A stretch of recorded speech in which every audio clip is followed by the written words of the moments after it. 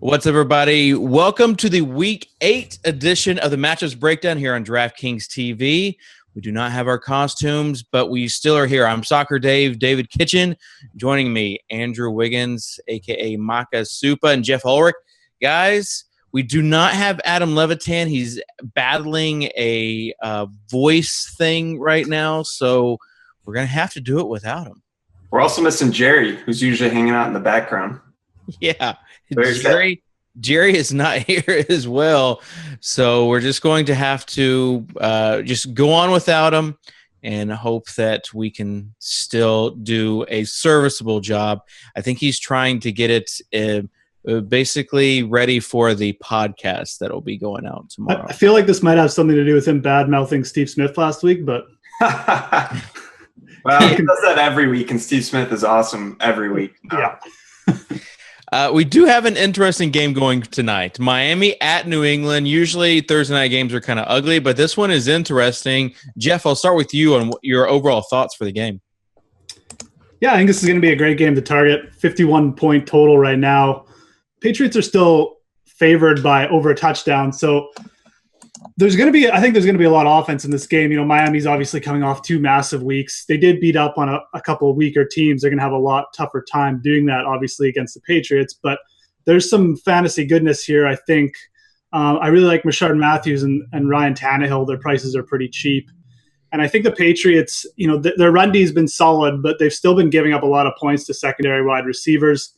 A lot of sort of garbage time points to quarterbacks too. So I like the way Tannehill's been playing. He's completed something like 80% of his passes since the new head coach has taken over and the change in philosophy has taken over in Miami. And Rashard Matthews is playing a lot too. And at 4,300, he's super cheap. You know, if you go with the idea that the Patriots might tilt their coverage a little to Jarvis Landry, I think Matthews makes a lot of sense tonight. I like a lot of the Miami players. I think they're going to be passing a little bit more than in previous weeks. Andrew? Yeah, I think the big decision point if you're playing Thursday night games is Lamar Miller. He's definitely too cheap. The issue is you don't really need the savings this weekend. I think it actually becomes a little bit difficult to spend if you do go with him because I'm looking to spend more on some of the top-tier running backs this week opposed to the receivers. I do think Miller's a good play at that price. I'm a little bit concerned about them getting behind. I think he'll still be out there being involved in the passing game, but it just doesn't set up for him to really roll like he did the last 2 weeks. So I think he's a good play, but think about roster construction before you just throw him in your lineup tonight. Yeah, the other thing is I always like to do tournaments for the Thursday night game and throw maybe 1 or 2 stacks or where you compare a handcuff where a quarterback and a wide receiver, maybe a quarterback and a tight end. So I think Brady is going to be probably the overall the top scoring quarterback this week. So pair him with one of the guys. The problem is, like, who do you pair him with? Maybe you just play one of the $3 GPPs and pair him with all 3 pass catchers or 4 if you want to include all the people that catch a pass from him. So that would be probably what I'm going to do tonight. But other than that, I think I'll probably stay away from cash games on Thursday night just because I don't want to get locked in too much to this game. So I'll just enjoy it as a fan and maybe try to have some tournament exposure there as well. The next game I won't have any exposure to either. Detroit at Kansas City. This is a London game. So, Geoff, just throw out 1 or 2 plays maybe you like from this game. Chakandra West and the Chiefs D, I think, might be even a solid play. You know, West sort of took it by the horns last week. He looks like he's going to be getting all the volume. He got about 85% of the snaps last week and produced against a pretty tough Steelers run D. So he's interesting. I don't really have this game projected as higher scoring either. The Chiefs D could be a good play. They've stepped it up a little bit. And Detroit, I still don't trust them at all. So. Yeah. West, I think, proved last week that this is his job in the backfield and no one's taking it from him. All right. So let's start with the Sunday slate, the main Sunday slate, Tampa Bay at Atlanta. Andrew, I'll start with you on your overall thoughts for this game. A lot of people that won some stuff had Tampa Bay exposure last week, and then a lot of people that maybe not have did so well had Atlanta exposure with Devonta Freeman. So I want to get your overall thoughts for that game. Yeah, Freeman was a tough one to have in tournaments last week because he didn't give you that monster game you need to pay off his price tag, but he was perfectly fine if you had him in cash games. He wasn't going to kill you. He still had a nice game, over 100 yards, just didn't find the end zone. And he got kind of unlucky. There was a spot where they were first and goal from the 1, and they didn't give it to him, and it was just kind of an unusual spot that most of the time he's scoring there. But Freeman, again, really great play. He's back at home this time. The team total's up at 28. I'm going to keep riding the guy until he gives me a reason not to. So I like him a lot. And I think maybe for tournaments, Matt Ryan just hasn't been very good, and I think people will be off of him. But it's a really good spot for him, and you compare him with Julio. Julio will probably be owned a decent amount, but I like that combo for tournaments. What about the other side on the Tampa Bay side, Geoff? Yeah, they've been scoring a few points. Their offense has sort of got it together. They like Mike Evans obviously finally had a breakout game. I think a lot of people were waiting for that. The Washington secondary isn't that great. The Falcons are going to be at home in this game is one thing I'll say is a little bit of a warning. Their secondary is a lot more competent. I still like Evans in this game. I don't think he's slated to sort of go head-to-head against Desmond Trufant, which is good for him. I also like Doug Martin a lot, who I think has been running incredibly well this year. Looks like one of the top 5 running backs in the league. He's just on kind of a bad team, so week to week he's a little bit of a liability, but he's now had 3 100-yard rushing games in a row. Atlanta's run D is probably their weakest area, so I do like Mike Evans in this game. I think Tampa's going to be behind at some point, have to pass. 14 targets last week. No Vincent Jackson either. I think that's a huge factor. The other thing to consider, Austin Seferian-Jenkins might actually be back this week too. He's only 2,800, tight end on Tampa, another huge target. He could be a really, really massive value play. You're gonna have to watch the injury news. He looks like he's trending to playing though, so those are 3 plays that I would definitely be targeting on Tampa because I think this game could be really good for fantasy. It's got a high point total. Yeah, and I like both the running backs in this as well. I think Devonta Freeman, and like Andrew said, like he had a decent game. He wasn't hurting you in cash games, and I was at the game. And in the Titans stadium, as a Titans fan, it was a weird spot trying to voice my displeasure that they didn't give him the ball on 1st and goal at the 1 or 2nd and goal at the 1, and then they threw an interception. So I think I said that's what you get for not using your main back. But yeah, that was frustrating. But if he would have got that, it would have been he would have been even more okay than what he already was. So just a really good running back. And like you said, Doug Martin is a guy. I think for maybe GPP's Charles Sims is someone that's been catching passes and just kind of a 1 in a million shot there. All right. Arizona at Cleveland. Arizona disappointed us big time, Geoff, as far as what we thought might happen. Larry Fitzgerald was supposed to be the safest play of the night or of the slate, really. I mean, he was supposed to be the safe guy, and he was not. Yeah, that's just kind of what Arizona's been doing to teams. They've been getting up a little bit and then sitting on them. In past weeks, Fitzgerald's kind of soaked up all the targets, soaked up all the touchdowns. Last week, you saw that, Michael Floyd is back. He's healthy. He's playing pretty well. John Brown is playing amazing, I think. And, those 2 guys are starting to steal a bit of the thunder. So I still like the Cardinals pass game. I just think that week to week, it's going to be tough to target which guy is going to do what. Now, that being said, I really like John Brown this week. I think he's looked the best and the most explosive of the 3. And in this matchup, I think, Joe Hayden still in concussion protocol. I think him being out is really going to hurt the Browns' chances of covering him. So at 5,800, I really like targeting him, especially in tournaments, maybe even with Palmer. I like that play a lot. And then you also have to think about targeting the Cleveland run D, which is not very good. Chris Johnson keeps, making me look stupid because he keeps looking really, really good. At the start of the year, I said numerous times it was a really dumb move by the Cardinals to sign him. You don't need him. You have David Johnson. But, he's taking the workhorse role. He looks really good. And at 4,700 against this run D, it's probably a good play this week. Andrew? Yeah, one thing about John Brown is that there's some indications he might not play this week. Maybe they'll hold him out to finally get that hamstring right. So definitely keep an eye on that. And if he does sit, I haven't seen Michael Floyd's price, but if I know DraftKings, it's still way too low. 3,500, yeah. Yeah, so he would be a really good play. And then keep an eye out who starts at quarterback, because if Johnny Football's out there, I think you got to love firing up the Arizona D. So that's kind of what I'm looking at, not looking at anyone on the Brown side. All right. I would agree with that, especially Michael Floyd, still 3,500. A lot of times DraftKings will put salaries out before the Monday night game, so you don't get the prime time adjustments.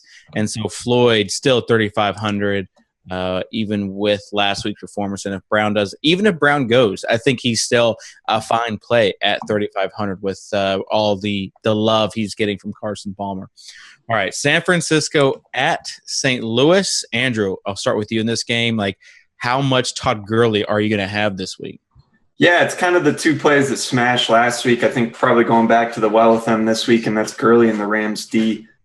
Both are playing at a really high level, and they get another really good matchup at home.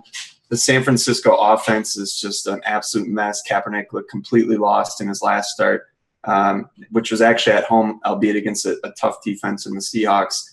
I expect him to throw probably multiple interceptions and make a few bonehead decisions throughout the game. So I like the Rams D a lot. The price has come up, but it's kind of them, and they'll be looking at the Cardinals too if football's starting for the Browns. So those are the two defenses I like. And yeah, Gurley, man, is he the best running back in the NFL right now? He might be. He's definitely looking good. Geoff, I'll get your thoughts. Yeah, I mean, pretty much just what Andrew said. Something to note too for people from a strategy standpoint. Pretty much everyone in the top 100 of the Millionaire Maker last week had Todd Gurley, so he was 67% owned. But when you're looking at a running back who's playing that good and that good a spot, the idea is just play him. And really, the spot this week might actually be better than it was last week, which is kind of scary. So the only other thing I'd add is Tavon Austin might actually be an interesting play this week. The San Francisco D giving up a lot of big pass plays, and Tavon's actually pretty much the number one wide receiver in St. Louis, which sort of speaks to their wide receiver depth. But he still might be an interesting play this week. Definitely just tournaments only, though. All right. Let's move on to the Giants at New Orleans. New Orleans coming off an interesting game in Indy where they just jumped out really quick. So we'll stay with you, Geoff, on your thoughts for the game. Yeah, Indy really surprised me. I thought they were going to kind of get blown out of the water last week. They didn't. They actually did the blowing out of the water. So at running back, I really like the matchup this week because the Giants have just been shredded the last 2 or 3 weeks. But the problem is Mark Ingram's sort of losing some of his sort of hold on this backfield. He's down to about 50% of the snaps. He's losing pass targets to CJ Spiller too. So he had a big week last week despite all that. And he's also losing goal line carries now to Kyrie Robinson. So at 6,400, he's a bit of a risky play, but he's in a really good spot. So I still think he makes for a good tournament play. And I think it's a good way to attack this game from a Saints standpoint. Use a running back, but there's risk involved in it because he's losing carries, he's losing targets. So and then the other play that I'll maybe throw out there is Brandon Cooks. He's not going to see – it doesn't look like he's going to match up with Dominic Rodgers-Cromartie. Prince Amukamara is still out for the Giants. He's been getting more and more targets. He just missed a big game last week. He had some big completions and just missed a couple other long ones. So I think this could be a week Brandon Cooks shows up. I like targeting those two Saints, and I like the Saints in this game overall too. Andrew? Yeah, from the Saints side, I think Drew Brees is an intriguing tournament option. He's been playing pretty well. They've been running the ball a lot, and especially in the red zone. So it hasn't really translated to big games for him, but it's another game with a high team total, a little over 26. He's at home. In years past, people were really heavy on Brees at home, and it hasn't quite been the same lately. But I think he's still got some big games in him, and no one's going to own him. So I like him. I'm not going to be playing anyone from the Giants. Delvin Breaux for the Saints has been playing very, very well. He'll be shadowing Odell Beckham. At least that's what I've seen. So I think it's probably a good time to stay off Odell, even though it seems like he's finally healthy after a few weeks of that nagging hamstring injury. But mostly a game I'm going to avoid. Yeah, I think this is a GPP game for sure. Minnesota at Chicago, though, has a few guys that I think could be considered cash plays, Andrew. Like Steph Diggs is just a guy that is still producing, and his price still hasn't probably crept up to what his production has been and is going to be. And on the opposite side, you've got Alshon Jeffrey, who before the bye week just kind of went off. Yeah, I wasn't on Diggs as much as I would have liked last week, and by that I mean I wasn't on him at all.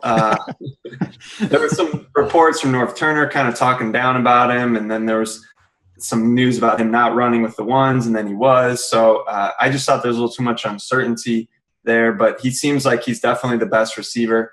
He seems like he's taken over the number one job. He's led the team in targets the last 3 weeks. It's a good matchup this week, so I like him a lot. He's underpriced. On the other side, I think that Alshon's in a good spot. He looked really good. I think he's healthy now. He came back just right before the bye, had 150 yards and a touchdown. Then they just had their bye this week, so really feeling good about his health. And Jay Cutler's been playing at a high level. He's a little risky. Probably don't need him in cash games, but that's a nice tournament stack with Cutler to Jeffrey. Yeah, and Cutler his price is really low, Geoff. Yeah, I still don't know if I'd chance him this week. The Minnesota defense has been pretty tough against opposing quarterbacks.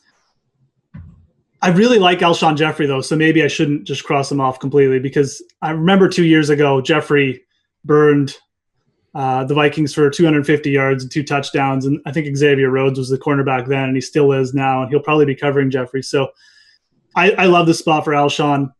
I'd probably be okay with using Cutler in like a tournament stack with him, but I definitely would be on Alshon this week.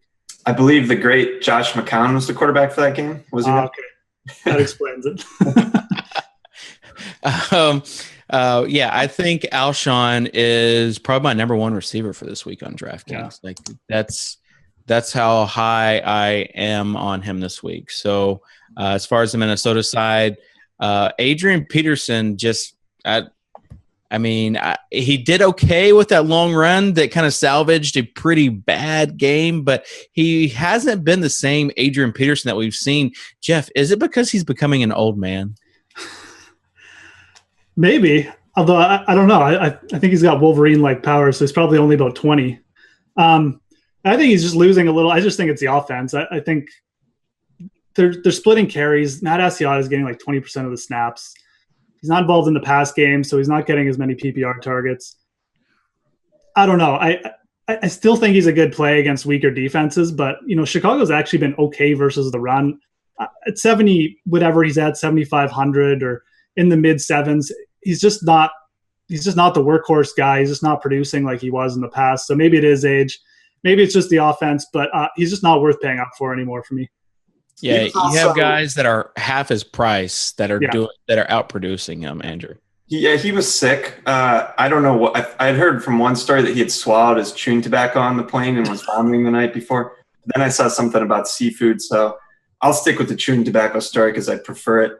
I think he's lost maybe half a step, but there's also been some bad luck as far as finding the end zone this year.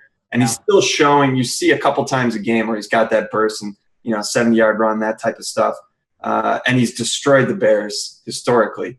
Now, his price is just a little too high, like you guys are saying, especially since he's not involved in the pass game. But he's going to continue to be a very, very good tournament play because he's always got that 3-touchdown upside. Yeah, I would agree with that as far as a tournament play. And I mean, they're still using him, so that's always good. That the coaching staff still believes in him. San Diego at Baltimore, and this game is going to be interesting. You've got a lot of value plays, I feel like.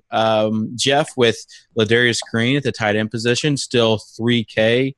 You have Stevie Johnson, also Keenan Allen, Phillip Rivers on the other side. All the Baltimore weapons that did fairly decent even last week against Arizona. So I'll get your thoughts on this game. Yeah, my thoughts are definitely target this game this week for fantasy. You mentioned it. There's a couple good value plays. Ladarius Green, Gates looks like he's definitely going to be out again this week. At $3K, he's almost a must play for me again. Danny Woodhead too. I like pairing those two guys in cash games. That's what I did last week. It worked out. Woodhead's playing. Woodhead's not playing as much as I'd like. He's more just playing sort of at the end of halves, at the end of games, as sort of the 2-minute drill back and a little bit more in red zones, but he's only 4,500. So when you pair the two, that's only 7,500 in salary. You only need like 21 points for them to reach 3 times value. So I like that pair in cash games.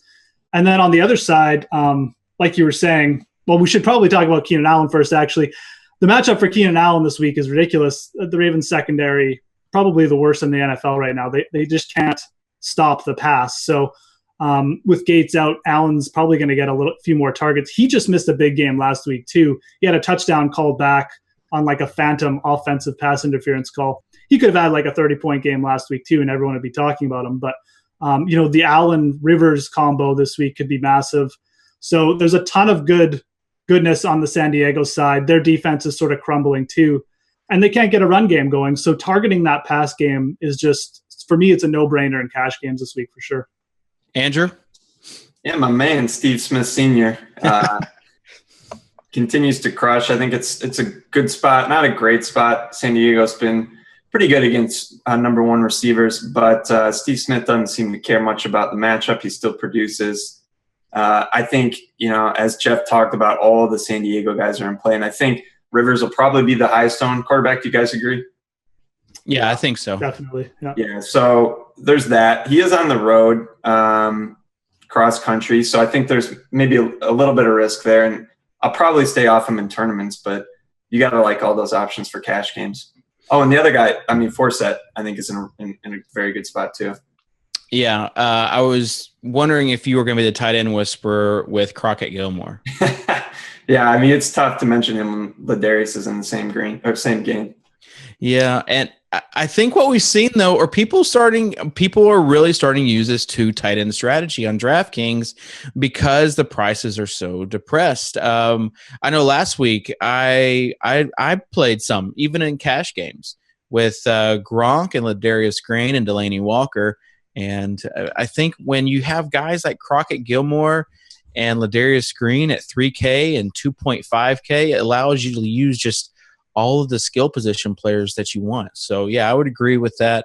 And Phillip Rivers is going to be the highest owned quarterback. I don't know how you can really fade him against that secondary, number one. Number two, they're just throwing the ball. That's just all they're doing is throwing the ball. Even after a terrible first half, came back, had a very good second half. And Danny Woodhead, man, if you had him at the end of the game, he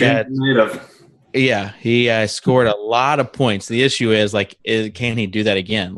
He needed that to have the game that he did. So at the end of drives, end of games, you're hoping that he's the guy that gets you to that spot. Well, they are underdogs as well. So I prefer playing Woodhead in the spots where it seems like they'll be behind, and you can be in there catching passes like that. So. Exactly.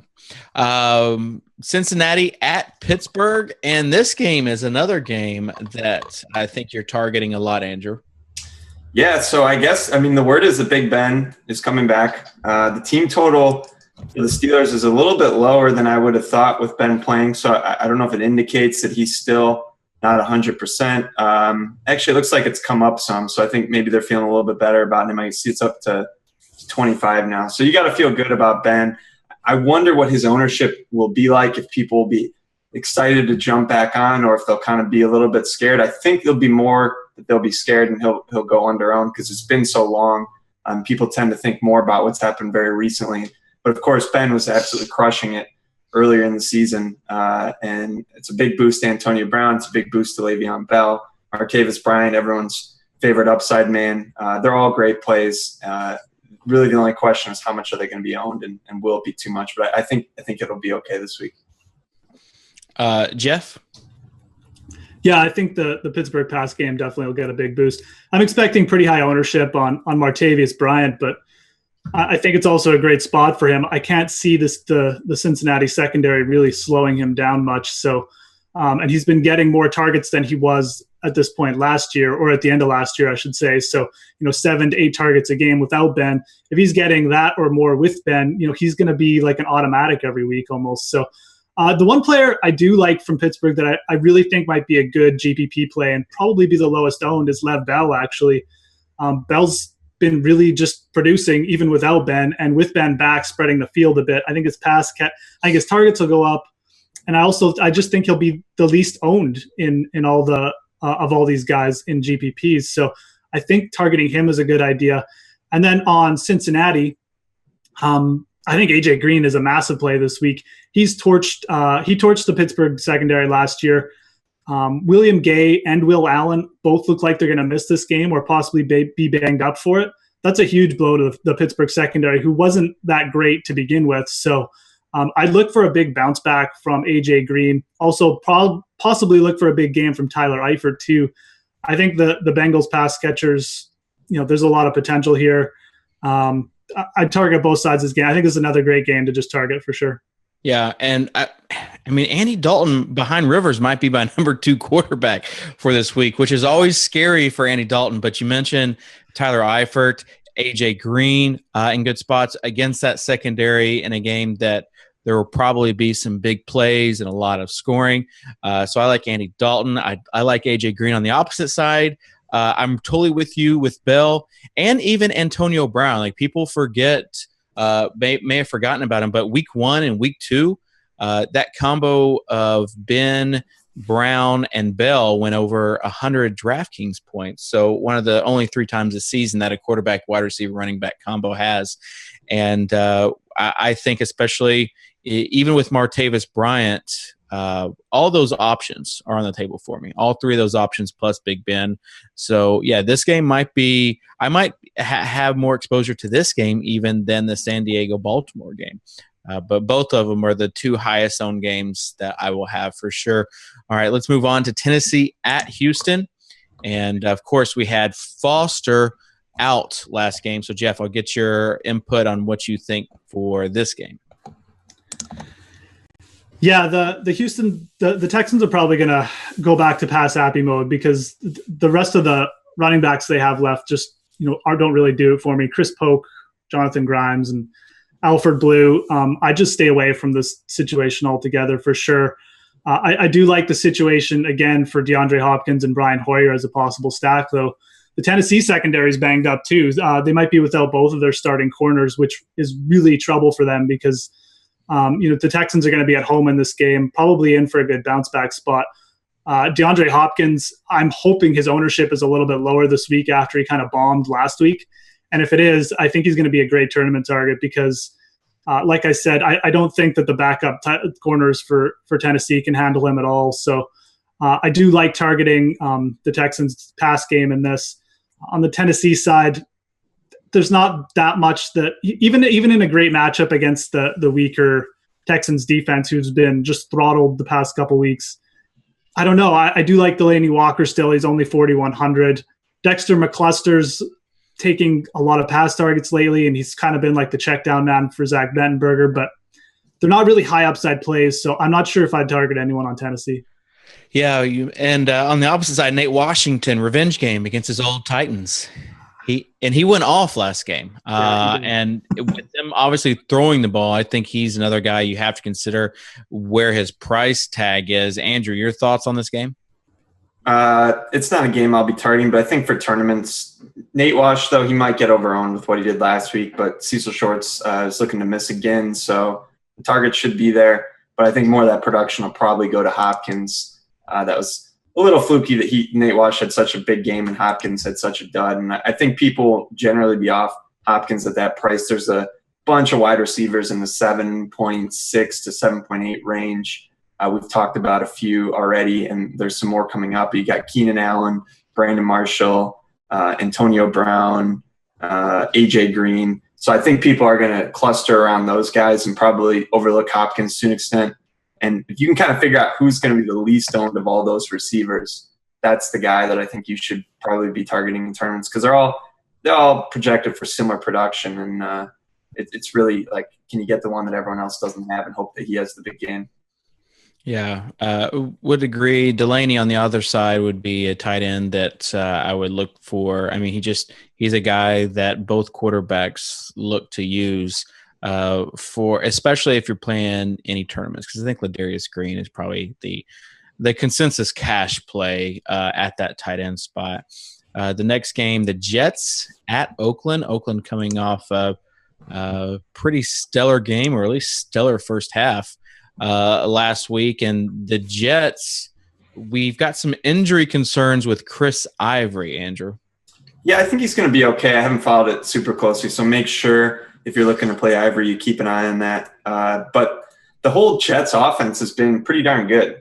Fitzpatrick playing very well. He's got a lot of weapons with Ivory, Decker, Marshall. I really like their offense, and they continue to fly a little bit under the radar.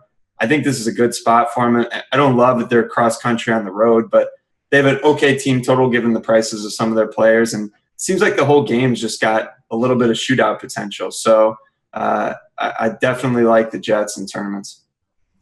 Geoff? Yeah, I love Brandon Marshall in the spot. I think he's in for a big bounce back. The Raiders haven't done great defending against wide receivers. They still have kind of a weaker secondary, even though I really like the way they've played lately. I think they're a stronger team than people realize.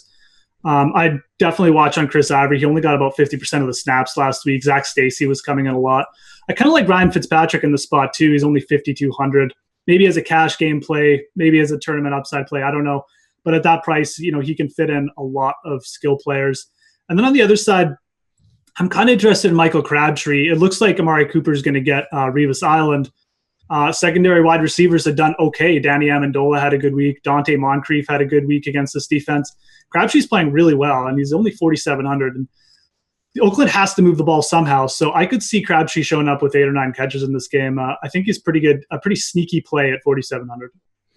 Yeah, and on the Jets side, like you said, Fitzmagic at 5,200, and he has both Decker and Marshall as potential options that you can pair him with. I think Marshall dropped a touchdown last week also. So he could have had an even better week. But either Decker or Marshall I really like. And I'm with you about the news on Ivory as far as if he is out, Zach Stacy would be an excellent play in this game, I think, at close to minimum salary. So keep an eye out on that for sure. The next game, Seattle at Dallas. And this is a game that I don't really have any exposure to. And, Geoff, I want to know, is this a game that you're targeting? Maybe McFadden at that running back spot with the news that he's going to be starting now? Yeah, and the news that Joseph Randall's gone AWOL too. So – meaning he's not even going to be playing in the game. So that's even more snaps for McFadden. But the problem is this is the worst matchup that you could hope for any running back. So the Seahawks run D, really good. The Cowboys still have Matt Castle at quarterback. Still can't really move the ball consistently, so you're not sure how many red zone targets you're going to get. McFadden would be a pure volume play. At 3,600, I do think he's still in play just because of how cheap he is. But he's not like someone I'm going to have a ton of exposure to because I just don't trust him against the Seahawks defense.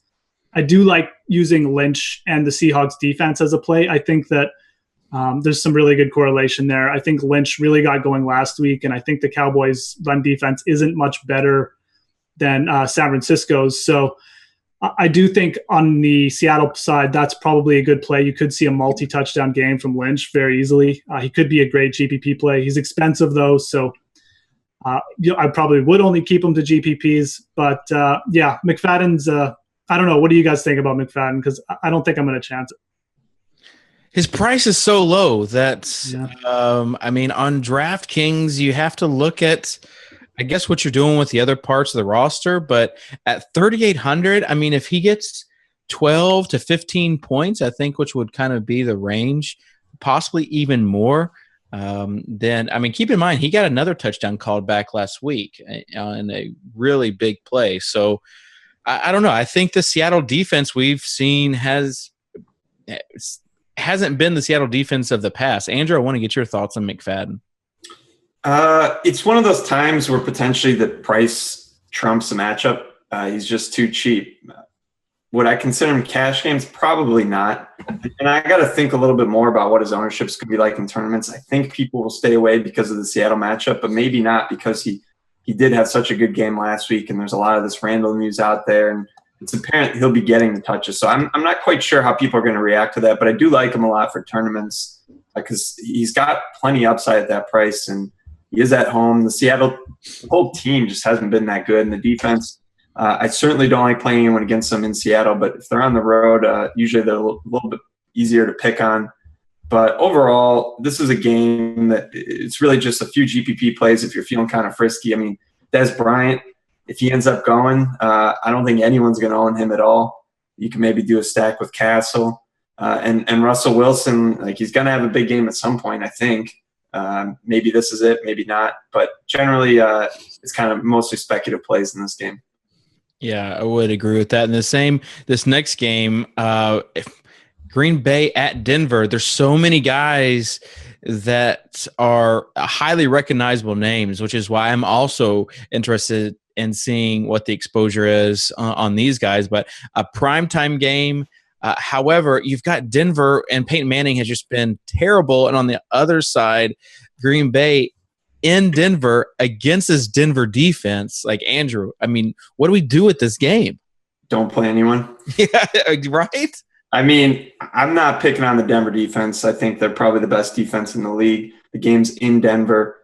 That's going to keep me away from anyone on the Packers side, unless, maybe if you want to take a few flyers and GPPs and just hope. But, man, it's been tough to score on them. And really the Packers offense hasn't quite been what we've seen in years past. I think they're really missing Jordy, and I think Cobb's still banged up. Maybe the return of Devontae Adams kind of gets them going, and there's word that Lacey's finally healthy, but there's a lot of question marks across the whole offense. And then, of course, Peyton Manning is just not Peyton Manning anymore.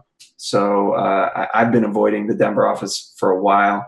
You can maybe look at Demaryius Thomas. He's getting a ton of volume. He's not finding the end zone at all, and I think that's really because any pass thrown at him is underthrown, so it's not like he can get loose for a long one, and they haven't gotten to the red zone a lot. So I don't really expect him to all of a sudden score a ton, even though the targets are there. But he's an okay tournament play. Geoff, give us something. Green Bay defense. Okay. I'm calling 2 pick sixes in this game.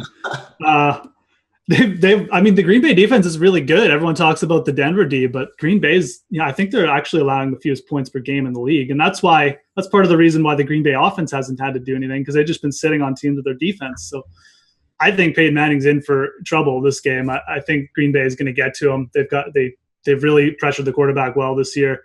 Yeah, I would definitely target Green Bay. I know that sounds strange. It sounds really strange to target Peyton Manning with a defense, but I think that's the play of this game, and that's what I'm going to be doing. Definitely a GPP play. I'm not sure I would for 3,300. Like, you have to get at least a couple 2 pick sixes. But that's what we're looking at. This game it's going to be no fun. The only fun it'll be is for people. I think I'll probably play some primetime games just so I can have some sort of exposure and enjoy this game. Because without DraftKings, primetime games are just, you know what I'm saying? I don't care how good the matchup, all the superstars. It's not going to be something I'll be interested in. This next game, though, I think could, even with the Carolina defense. But my man Cam Newton is just someone. They're 6-0 going up against Indy, and you have to think that Indy also is going to be throwing a lot. So, Geoff, I'll stay with you as far as your thoughts on this Monday night game. Are we going to have another Monday night curse? I don't think so. I think if you use Cam Newton, you're going to be okay this week. I think if you use Cam Newton and Greg Olsen, you'll be okay this week. I watched the entire Indy game last week. I used Andrew Luck in like all my lineups. And with 2 minutes left in the third quarter, he had about 2 fantasy points and was just awful. And then, a Saints cornerback tripped a couple times. He got 2 long touchdowns, and I was okay. But the Colts are not good. They're not a good team right now. And their offense it's sputtering. Andrew Luck still looks semi-hurt. I think the Panthers are just going to power run their way to victory here. I think Cam will probably have a big day. Maybe Andrew Luck again gets a little bit lucky in garbage time or with the prevent defense late and gets a couple touchdowns, but I don't like the upside for him at all right now. I definitely think targeting Olsen in this game is probably a good idea. The Colts gave it up to the Saints receivers options last week. And I'm not big on the Colts at all in this game. I do like the way the Panthers have been playing. So yeah, I would definitely go stay away from the Colts, in my opinion. In Carolina is probably a good thing. I mean, they've looked really good. Someone compared them to like they're the new Seahawks. Andrew, as far as that goes, is there anyone does Moncrief, T.Y., any of those guys tempt you in the slightest? Not really. I think Geoff nailed it. I don't believe Andrew Luck is healthy right now. The team is not good. They're just not clicking. And it's a tough matchup on the road. So it seems like a stay away spot for Indy. Of course, as soon as I say that, that's probably when Luck finally busts out and has his big game. He's got it as much upside as any quarterback in the league. So you can never fault too much if you want to sprinkle him in some tournaments. But it doesn't seem like the spot where he goes off. And I mean, I love Cam. He's playing great. I worry a bit about them continuing to just pound the ball. And they've been very effective with Stewart and Tolbert. This is a matchup where I think they can continue to do that. And it runs the clock a little bit more and also takes away some opportunity from Cam. So I like Cam, but I worry a bit about them just being able to continue to run the ball effectively and taking opportunities away from him. Yeah, it's sad, but the only person on the Colts I would even think about using is the team defense at 2,100 just to save some cap space against this offense. But it's this game is all about Cam Newton and potentially Olsen, like you said, Geoff. So I think it could be a fun game if you've got Cam in your lineup. And Olsen is, I mean, he's his guy. And so Cam Newton, though, I guess the only issue there is just the fact they're running the ball so well, and the game just they're not getting as many plays off. So that would be maybe Jonathan Stewart's the play, right? Yeah. I like 4,100. So yeah, he's a guy that just always flies a little bit under the radar. But he's been playing very well. He's ripped up a couple of good defenses lately. Yeah, it's a better matchup for him. He could be a really nice play at that price. All right, so that will do it for all the games, and we'll go with everyone's favorite game. I already mentioned mine, and guys, I'll let you go. Andrew, start with you. Which one was your favorite game? All right, Cincinnati and Pitt. I'll go Jets, Raiders. Okay, I'll go with the chalk and say San Diego, Baltimore. There you go. All right, Geoff Ulrich, you can reach him I'll let you go ahead. I don't want to mess it up. At the Fantasy Grind on Twitter, for sure. Oh, okay, the Fantasy Grind. Okay, yeah. Just want to make sure we had that correct. And he also does a lot of stuff with the playbook for DraftKings. Andrew Wiggins is Makisupa.